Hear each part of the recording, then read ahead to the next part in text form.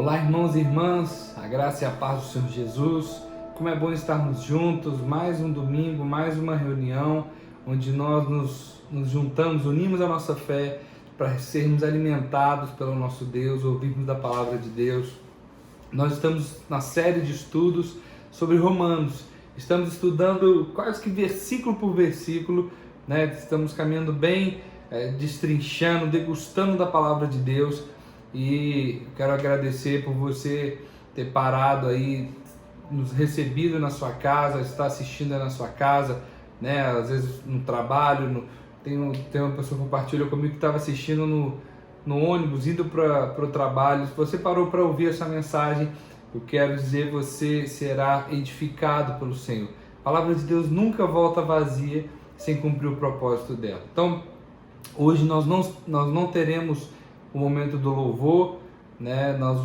Estamos regravando, estamos montando, estamos refazendo o louvor, vamos mudar algumas coisas, estamos nos adaptando, né? E eu quero te pedir exatamente isso, que você nos dê esse feedback, o que podemos melhorar, o que você acha que é legal a gente fazer, né? Para que a gente possa cada dia melhorar o nosso conteúdo aqui. Nós temos o culto presencial às 10h30. Então você que quer participar, quer estar junto conosco no prédio da igreja ali na Lara Vilela 172, você pode entrar, tem um link que a gente coloca nos grupos, você pode entrar nesse link, colocar o seu nome. Ah, pastor, mas eu tenho dificuldade, eu não consigo entrar. Não tem problema, você pode falar com qualquer irmão da igreja, pode falar comigo, com a pastora Naira, com um líder de célula, qualquer pessoa. Fala, olha, coloca meu nome no grupo aí, estamos cumprindo todos os protocolos para receber, né, com toda a segurança. Então vai ser um tempo precioso às 10h30 do domingo. E aí, às 19h ficamos, esse canal aqui fica a oportunidade da gente meditar na palavra. Seria uma espécie de escola dominical, né? A oportunidade que a gente tem aqui de estudar a palavra. Quantas vezes você já parou para meditar num livro da Bíblia tão profundamente como nós estamos fazendo? Né? Você que já leu o livro de Romanos, tenho certeza que você vai aprender muita coisa nova, né? Você vai relembrar muita coisa que às vezes você leu e não entendeu. Aqui é o momento da gente fazer isso, né? Então, nós nas células também estamos estudando essa carta de Romanos. E aí olha que coisa preciosa, o que você recebe aqui, você pode compartilhar na sua célula. E às vezes a dúvida que gera aqui, você pode também levar na sua célula, né? Você pode enviar para a gente, que a gente possa responder. Enfim, a oportunidade de a gente estudar a palavra. Esse é o nosso objetivo aqui, aprendermos mais da palavra, né? E aproveitando, já te convidar para você participar de uma célula. As nossas células online estão acontecendo, então você tem a oportunidade de participar de célula na segunda e na terça-feira. É um momento muito precioso para nós, onde nós não apenas ouvimos, mas também compartilhamos da palavra de Deus. Hoje nós vamos avançar o nosso estudo da série de Romanos. Hoje a gente vai estudar um pouquinho sobre o capítulo 2. Eu quero te convidar a separarmos esse momento para orar, nos consagrar ao Senhor. Você que está aí na sua casa, para tudo que você está fazendo, né? Nós não vamos ter o momento do louvor hoje, então nós já vamos compartilhar da palavra. Aquete-se aí na sua casa, senta na sua cadeira, abre o seu coração para você receber da palavra de Deus. Feche os seus olhos aí, vamos orar. Pai, queremos te agradecer pelo privilégio que nós temos de ouvir a tua palavra, de sermos ministrados pelo Senhor, e nós te pedimos no nome de Jesus, Pai, nos dê sabedoria e nos dê revelação da tua palavra, Senhor. Que não recebamos apenas um conhecimento intelectual, mas que de fato nosso espírito possa receber dessa palavra e isso gere transformação nas nossas vidas. Paizinho, muito obrigado. Nós abrimos o nosso coração, Pai, que o nosso coração seja essa terra fértil para a semente da tua palavra. Nós oramos no nome de Jesus. Amém e amém. Então, o capítulo 2, ele é interessante porque o apóstolo Paulo ele vai falar sobre algo, e é o tema que eu vou falar nessa noite, que é sobre a hipocrisia, né? E ele divide em alguns tópicos, né? Ele pega alguns grupos de versículo para falar sobre isso. E agora a gente vai ler Romanos 2, do versículo 1 até o versículo 6. Você que está com a sua Bíblia aí também, você que está anotando, eu vou ler, acompanha comigo a leitura, por favor. Diz assim: por isso, você é indesculpável quando julga os outros, não importando quem você é, pois naquilo que você julga o outro, você está condenando a si mesmo, porque pratica as mesmas coisas que condena. Bem sabemos que o juízo de Deus é segundo a verdade contra os que praticam tais coisas. E você que condena os que praticam tais coisas, mas faz o mesmo que eles fazem. Pensa que conseguirá se livrar do juízo de Deus? Ou será que você despreza a riqueza da bondade, da tolerância e da paciência de Deus, ignorando que a bondade de Deus é que leva você ao arrependimento? Mas, por ser teimoso e ter um coração impenitente, você acumula contra si ira para o dia da ira da revelação do justo juízo de Deus, que retribuirá a cada um segundo as suas obras. Então,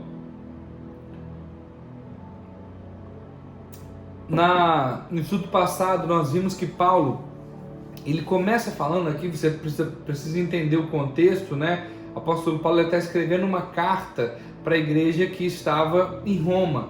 Ele ainda não tinha visitado aquela igreja, ele iria estar com aqueles irmãos. Ele já começa escrevendo uma carta para quê? Para anunciar o evangelho de Cristo. Então o apóstolo Paulo, ele começa falando sobre o quê? Ele inicia a carta, essa apresentação do evangelho, falando da ira de Deus. A gente falou sobre isso na semana passada, né? Para que o pecador, ele reconheça que ele precisa de Deus. Então o apóstolo Paulo apresenta que essa ira de Deus, ela virá sobre todo o homem. E o pecador, ele precisa reconhecer, precisa se arrepender dos seus pecados, para que ele possa receber a cura, né? Para que ele possa receber a salvação.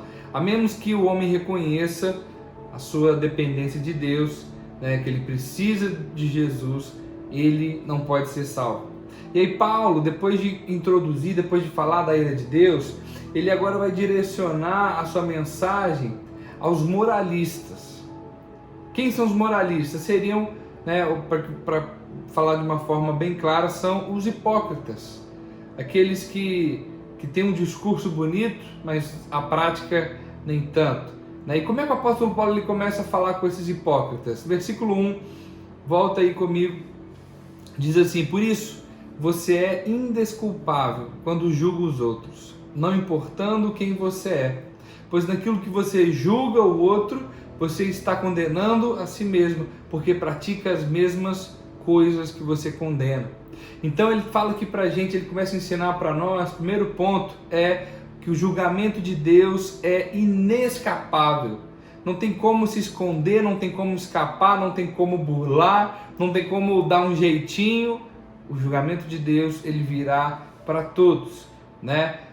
Tem pessoas que pensam que por ter uma vida correta, né, ele até julga os outros porque ele se coloca num padrão superior. Essas pessoas também vão sofrer o mesmo julgamento. Ah, pastor, mas eu não julgo ninguém. Será que não? Será que a gente, quando olha, né, assiste um noticiário, a gente não fala: nossa, graças a Deus que eu não sou igual a esse assassino, graças a Deus que eu não sou igual a esse mendigo, graças a Deus que eu não sou igual a essa prostituta? Será que a gente não julga o outro? Simplesmente quando a gente diz isso: olha, ainda bem que eu não sou como ele, a gente já está se colocando num padrão superior. Esse tipo de julgamento, ele é perigoso, porque as pessoas, elas se acham tão boas, tão honestas. As pessoas dizem: fulano de tal é uma ótima pessoa, ele é tão bom, ele é tão educado, ele é tão honesto, só precisa de Jesus. E quando ele encontrar com Jesus, a obra nem vai precisar ser tão grande, porque ele já é uma pessoa tão boa. Irmãos, esse tipo de pessoa, às vezes, são os mais difíceis de se converter. Por quê? Porque eles estão cheios de justiça própria. Eles se acham tão bons que falar para eles que eles precisam se arrepender dos seus pecados, entregar sua vida para Jesus, é quase que uma ofensa.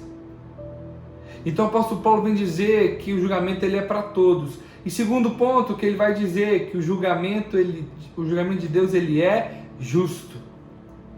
O julgamento ele virá para todos e o julgamento ele é justo. Deus é um juiz justo. E é isso que nós precisamos esperar de Deus, né? Um julgamento justo.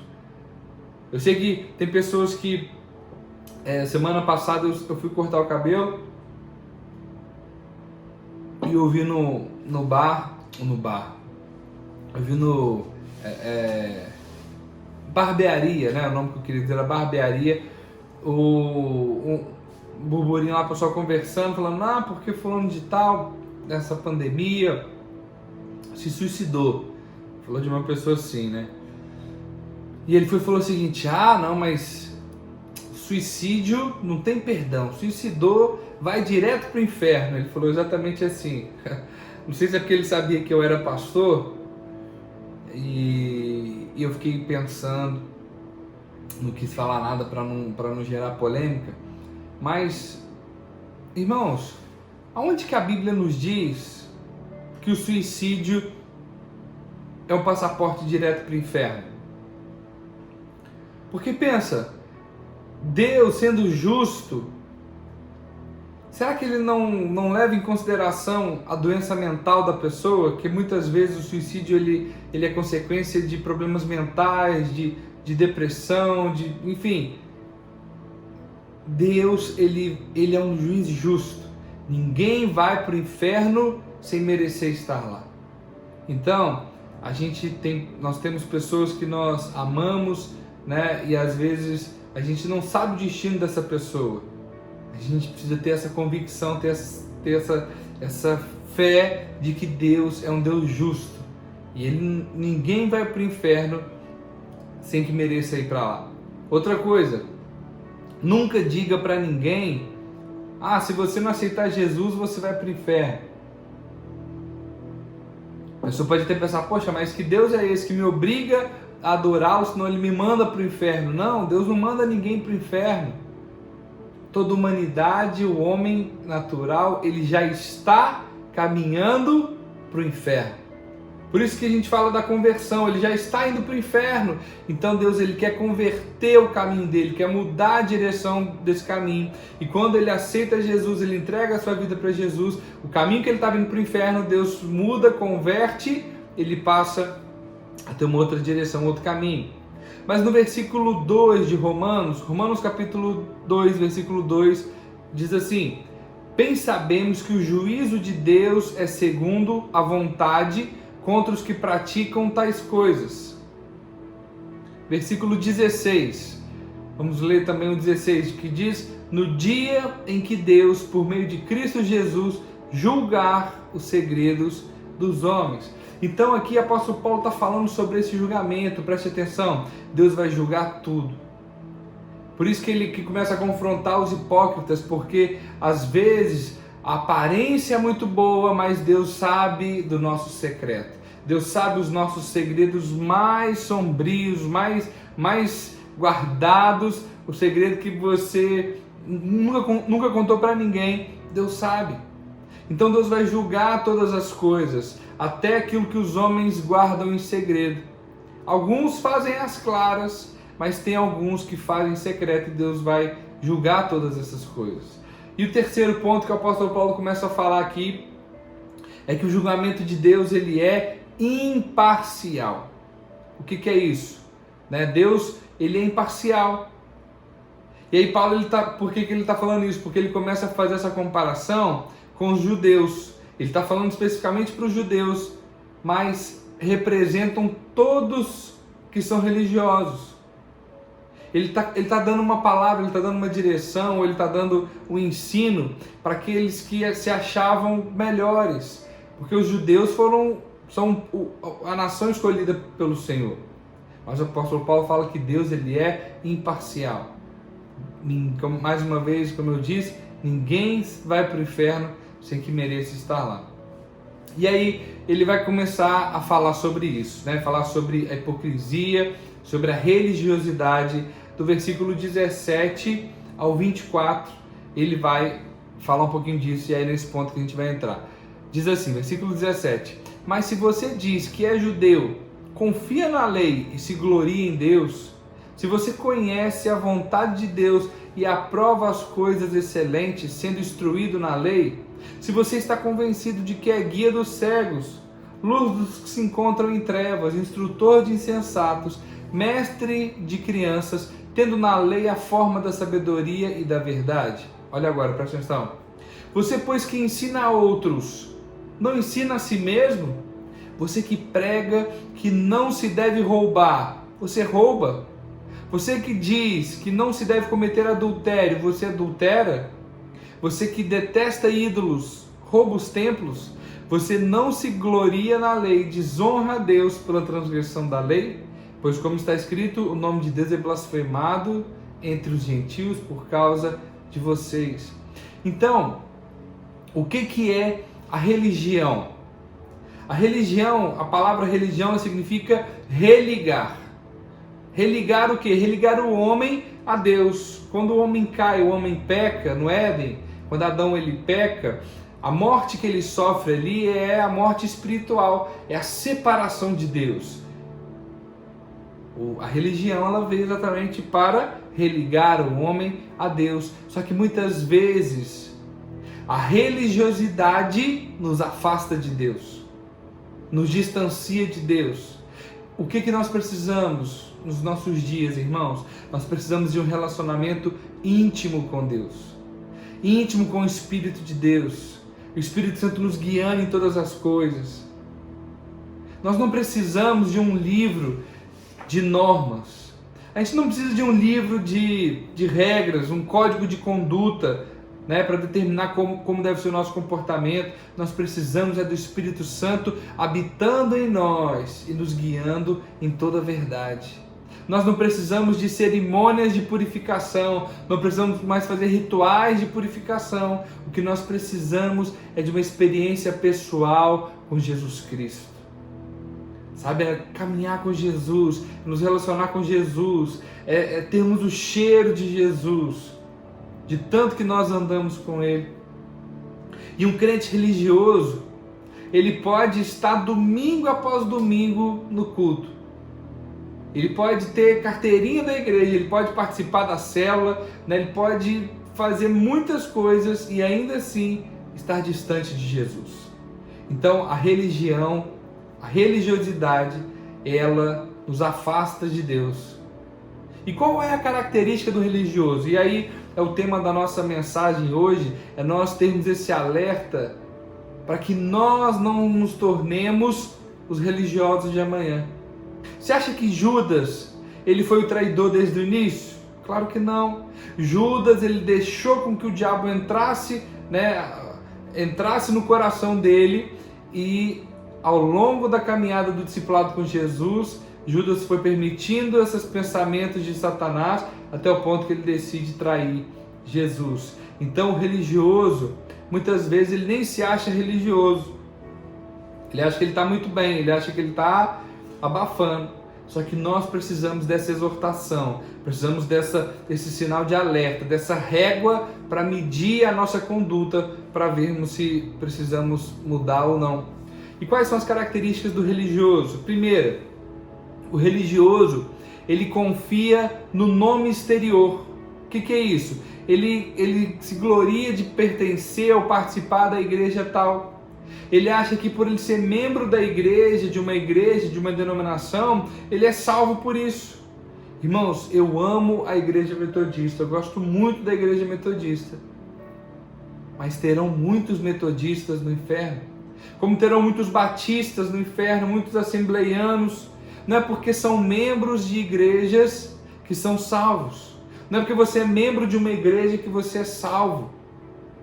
O religioso, ele confia nisso. Ele confia, nessa carteirinha de membro. Ele confia, só de estar ali, ele acha que já está bom. Não, nós precisamos buscar um relacionamento íntimo com Jesus. A segunda característica do religioso, ele tem apenas um conhecimento mental sobre a palavra de Deus. Ele sabe versículos de cor, ele sabe sobre doutrinas bíblicas, ele sabe sobre teologia, mas ele não tem revelação da palavra de Deus. E o que nós precisamos é revelação. Precisamos pedir que o Espírito abra os nossos olhos, nos dê revelação da palavra. Não adianta você ser um teólogo, não adianta você ser doutor em divindade, saber tudo de Bíblia, mas essa palavra ser morta na sua vida. Terceira característica do religioso: ele confia no conhecimento natural de Deus. Ele até testemunha da fé. Ele até testemunha sobre Deus. Ele fala publicamente de Deus, ele posta nas redes sociais sobre Deus, ele coloca versículos. Mas o testemunho, a prática de fé dele não é condizente com o que ele fala. Nós precisamos ter um testemunho de fé compatível, respaldado por uma vida íntima com Deus. O religioso, ele confia na aparência das coisas. E Deus, irmãos, ele trabalha de fora para dentro. Deus, ele transforma o nosso interior e isso passa a externar. Só que a religião, o que a religião faz? Ela trabalha de fora para dentro. Deus nos muda internamente, a religião quer mudar simplesmente o exterior. Quer ver um exemplo disso? A irmã, ela muda a forma de vestir. A irmã ou o irmão, né? Ele fala igual crente, ele sabe o linguajar, ele sabe o crentez, né? A linguagem dos crentes. Ele tem cheiro de crente, ele anda igual crente. Ela não raspa o sovaco, mas não raspa a canela, né? Deixa o cabelo crescer, usa a saia grande. Mas a vida íntima dela, aquele momento onde ninguém está vendo, às vezes não tem nada de crente. A religião, sabe o que a religião faz? Imagine um limoeiro. Imagine um limoeiro, mas que produz limões muito azedos. O que a religião faz? A religião, ela arranca esses limões azedos e no lugar ela amarra, ela cola laranjas. Laranjas bonitas, laranjas suculentas, laranjas docinhas. Isso que a religião faz.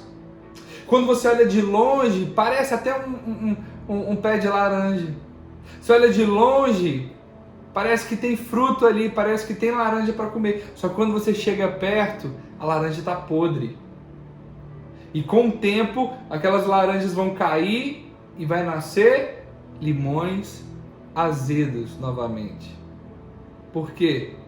Porque a religião, ela só muda o exterior. A religião só vai te ajudar a mudar o exterior. Mas Deus, ele nos chama para mudar o interior. Deus mudar de dentro para fora.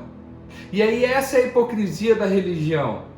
Por quê? Porque para o religioso, simplesmente participar de um culto, ouvir uma pregação, ele já cumpriu a obrigação religiosa dele.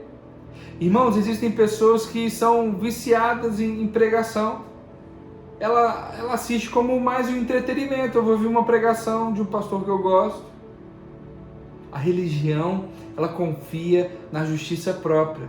A religião acha que por estar fazendo coisas boas, estão agradando a Deus. Você já conheceu? Eu já vi pessoas que quanto mais oravam, pior ficava. Tem gente que quanto mais ora, pior fica. Por quê? Porque depois dele ter orado muito, depois de ter jejuado, ele se sente tão superior que ele pode apontar o seu dedo gospel e julgar os outros. Eu conheci pessoas que, irmãos, depois de jejuar, depois de orar, ele parecia pior, porque ele se sentia tão santo, até na forma de falar, até na forma de agir, que ele se colocava como superior. E Paulo, ele vai nos confrontar sobre essa religiosidade. E ele fala sobre 3 pecados específicos. Claro que existem muitos outros que precisamos tratar, mas existem 3 pecados que nós precisamos nos atentar aqui nessa carta. Ele fala sobre roubo, ele fala sobre adultério, ele fala sobre sacrilégio. Nós somos hipócritas quando nós ensinamos algo que nós mesmos não estamos praticando. E aí o apóstolo Paulo ele começa a falar sobre isso. Olha, você fala sobre roubo, você ensina sobre roubo para que não roubem, e você mesmo rouba. Não, pastor, mas eu não roubo, eu não sou ladrão. Só que existem várias formas de roubo. Você sabia que quando um funcionário ele enrola no trabalho, ele está roubando seu patrão? Porque você foi pago pelo seu patrão para trabalhar 8 horas por dia, sei lá quantas horas por dia, e quando você, no seu trabalho, você está no Facebook, está no Instagram, você está enrolando, fazendo, né, não está produzindo o que você foi pago para fazer, e você está roubando seu patrão. Você rouba quando você recebe um troco a mais e não devolve. Você rouba quando você não devolve o seu dízimo ao Senhor. E isso Deus está nos alertando, está mostrando para nós que as nossas atitudes, a nossa ação deve ser correspondida pela nossa fé. Se nós cremos na palavra, precisamos andar alinhados com essa palavra. Então o que o apóstolo Paulo está fazendo para nós aqui é mostrar, é ligar esse holofote sobre nós para que possamos ver as mazelas e as sujeiras que estão entranhadas em nós. Ele pergunta, prega sobre o adultério, mas você adultera? Essa prática do adultério, ela começa na sua mente. Quando você começa a desejar algo impuro, a sua mente começa a planejar aquilo. Quando você assiste pornografia, essa imagem vai se tornando um desejo, vai entrando no seu coração. Você acha que a pessoa adultera da noite para o dia? Não, ela vai deixando essas imagens, esse desejo entrar no coração dela, e com o tempo isso vai se tornando, ela vai planejando, ela vai desejando, até que ela cai. Então olha o que Jesus fala, Mateus 5, versículo 28. Eu, porém, lhes digo, todo que olhar para uma mulher com uma intenção impura, já cometeu adultério com ela no seu coração. Então nós precisamos guardar o nosso coração. Todos nós somos tentados. Todos nós sofremos tentação. Imagina que o diabo ele começa a lançar pensamentos, ideias sobre adultério na sua mente. O que você deve fazer? Você não está, você não está, como é que se diz? Não é blindado que eu queria falar, não. Fugiu a palavra agora. Mas você não, o diabo ele lança dardos inflamados sobre a nossa mente. Então às vezes vem o pensamento. Como que nós devemos agir? Nós repreendemos no nome de Jesus. Como que você reage a essas tentações? Como o apóstolo Paulo fala em Romanos 12, ele vai falar sobre isso.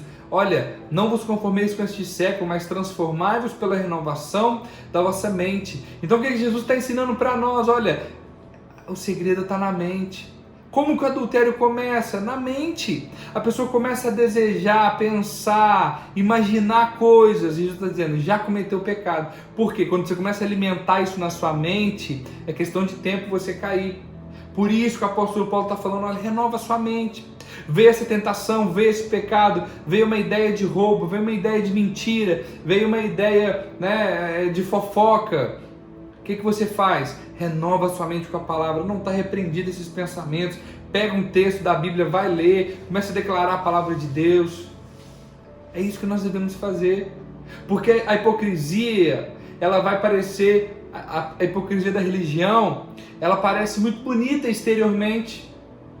O casal chega de mão dada na igreja, dá beijinho na frente dos outros, mas em casa não conversam, não procuram um ao outro.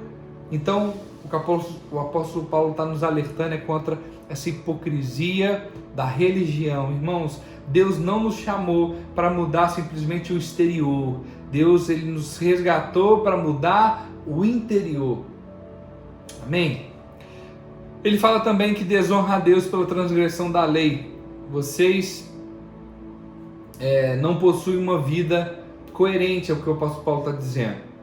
Nós precisamos ter uma vida coerente com a nossa fé. Não podemos dizer que somos filhos de Deus e agir como filho do diabo. né? Não adianta a gente ser filho de Deus e a gente continuar falando mentira, continuar falando palavrão. Precisa haver uma transformação na nossa vida. E como que acontece isso? A religião, ela não pode transformar você interiormente. Dentro da igreja, dificilmente você vai ouvir o irmão falando palavrão, mas vai ver lá na casa dele, vai ver quando, né, ele está jogando futebol. Então o que Jesus ele faz? Quando você se relaciona com Jesus, essa intimidade com ele vai te transformando por dentro. Ele vai limpando, vai tirando essas coisas para que a gente possa amadurecer. E Paulo conclui, né, para a gente concluir, ele vai dizer no versículo 28 e 29, ele vai dizer assim: porque não é judeu quem o é apenas exteriormente, nem é circuncisão a que é somente na carne. Porém, judeu é aquele que o é interiormente, e circuncisão é a do coração, pelo Espírito, não segundo a letra, e cujo louvor não procede de seres humanos, mas de Deus. Judeu vem da palavra Judá, que significa objeto de louvor. Nós somos objetos de louvor, preste atenção. O judeu não é privilegiado por ser judeu. Claro que eles receberam a lei há muito mais tempo, eles receberam, né, são cuidados por Deus há muito mais tempo. Mas o que Paulo está falando para nós é que o que importa não é o exterior. Ele começa dizendo, porque o judeu não é apenas o exterior. Nós agora somos filhos de Deus. Por quê? Porque nós entregamos a nossa vida para Jesus, aceitamos a Jesus, então nos tornamos agora filhos de Deus, nação santa, povo de propriedade exclusiva de Deus. Então não é mais só os judeus, agora nós também podemos entrar na família, mas não com algo que produzimos exteriormente, mas sim com algo que muda o nosso coração. Esse relacionamento íntimo com Jesus faz com que o nosso coração seja transformado, seja lavado. Irmãos, pecado, Deus ele nunca ficou intimidado com o pecado. Deus nunca deixou de abençoar alguém por causa de pecado. Põe amor nas minhas palavras, não estou falando que você deve pecar. Pelo contrário, você deve correr do pecado. Mas Jesus, quando ele estava ali diante das multidões, Jesus ele não parava e falava assim, olha, agora eu vou abençoar, eu vou fazer milagre, então os pecadores ficam aqui para a minha direita e os santos vêm para a minha esquerda, que eu vou abençoar só os santos. Não, você não vê isso. Você não vê Jesus perguntando, olha, quem aqui pecou essa semana? Quem aqui brigou com a mulher? Quem aqui está com o nome sujo no SPC? Jesus não falou nada disso. Tinha gente ali em pecado? Claro que tinha. Qual foi a pergunta de Jesus? Você crê que eu posso fazer? Você crê que eu posso? Você crê? E aí Jesus faz os milagres. Só que existiu um povo, ou uma classe que não recebeu milagre nenhum, não viu milagre nenhum de Jesus. Quem foram? Foram os fariseus, que são o quê? Os hipócritas, os religiosos, aqueles que tinham justiça própria, se achavam merecedores. Então preste atenção, para de querer merecer a bênção de Deus, para de querer fazer por merecer, descanse na graça e no favor de Deus, porque a lei, ela diz para você, não matarás, só que a graça, é como se Jesus está dizendo, você não vai matar, porque eu vou te ajudar. A lei diz, não matarás, eu te ordeno, não matarás. A graça, ela diz para nós, não matarás, eu te ajudo, eu te capacito, você não vai matar. A lei dizia, não adulterarás, não roubarás, não falará mentira, eu te ordeno. Mas a graça já fala para nós, você não vai fazer essas coisas, porque eu te capacito, eu te ajudo. Então está na hora de nós corrermos para os braços do Pai, deixarmos que o Espírito Santo nos lave, nos limpe, nos purifique, que nós possamos desfrutar dessa liberdade, a liberdade que Cristo conquistou para nós na cruz, a liberdade dos pecados, a liberdade dessa vida de escravidão, a liberdade dessa vida de hipocrisia, uma vida de aparência. Irmãos, deve ser o inferno você ter que viver uma vida de aparência. você não poder ser livre, você tem que ficar sempre pisando em ovos. Abra o seu coração, abra por completo, deixe que Jesus venha transformar todo o seu ser, todo o seu coração, e que possamos desfrutar dessa intimidade com o Senhor. Esse é o recado de Deus para nós, combatermos a religiosidade. Espero que você tenha uma semana abençoada, que a palavra de Deus possa entrar no seu espírito como revelação, que você seja praticante e não apenas ouvinte, em nome de Jesus. Quero te abençoar mais uma vez. Vamos orar, feche seus olhos. Pai, obrigado por mais uma noite, mais um encontro. Ó Pai, no nome de Jesus nós te pedimos, nos livra da religiosidade, ó Pai. Purifica o nosso coração, Jesus, clamamos a Ti, Pai. Transforma a nossa mente, Senhor, renova as nossas forças, renova a nossa paixão pelo Senhor, renova, Deus, intimidade, no nome de Jesus, renova a nossa aliança, Pai. Nós queremos mais de Ti, Pai. No nome de Jesus, que o Senhor venha transformar de dentro para fora o nosso ser, muda o nosso caráter, muda, ó Deus, as nossas atitudes, que nós possamos andar conforme o Senhor andou, Pai. Nós somos gratos no nome de Jesus pela Tua palavra, que possamos praticá-la. Em nome de Jesus nós oramos. Amém. Amém.